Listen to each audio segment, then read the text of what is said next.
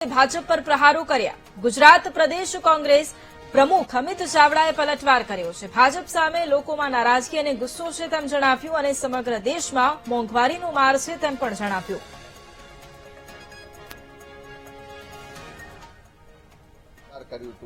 Congress party સહિત બધાએ માગણી કરી હતી કે તાત્કાલિક એનો અમલ કરવામાં આવે।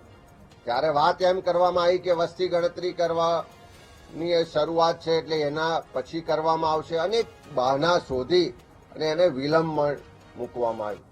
આજે સ્પેશિયલ પાર્લામેન્ટનું સેશન બોલાવીને બિલ ફરી રજૂ કરવામાં આવે છે, પણ એ બિલની મહિલા અનામતની આડમાં એમનો ઇન્ટેન્સ, તેમની મનસા હતી કે ડિલિમિટેશન કરવામાં આવે એટલે કે સીમાંકન કરવામાં આવે, એમના રાજકીય એજન્ડાના ફાયદા મુજબ સીટોના વિસ્તારો નક્કી કરવામાં આવે, એની સંખ્યા વધારવામાં આવે અને એનાથી રાજકીય લાંબા ગાળાનો ફાયદો લેવાનો પ્રયત્ન પણ થયો।